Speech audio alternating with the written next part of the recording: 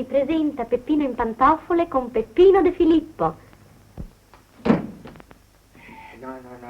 No, io mi domando perché uno deve essere perseguitato dalle lettere tassate. Ecco qua, questo è mio zio Nicola, mio zio che mi scrive da Taranto, mi manda i saluti, si dimentica di mettere il francobollo e a me mi tocca pagare 30 lire di sovratasse, dico 30, questo è scemo.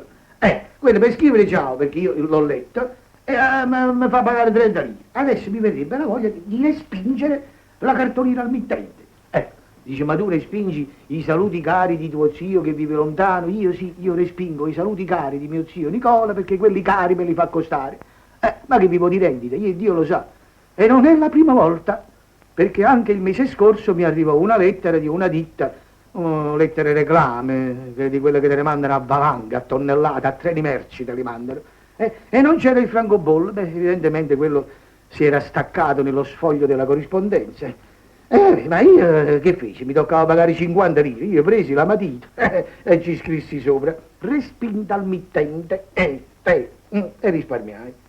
Ah, questa è la stessa ditta. Questi tornano a bomba. Meno male che ci hanno messo il francobollo. Beh, adesso voglio vedere che cosa, per curiosità. Esimio ragioniere La Rosa, grazie per l'esimio.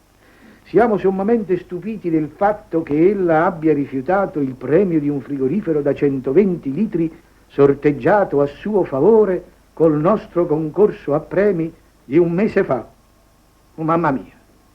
Ma come? Ma si trattava di un frigorifero e io ho respinto la lettera. Oh, ragioniere La Rosa, hai perduto un frigorifero, ragioniere, disgraziato!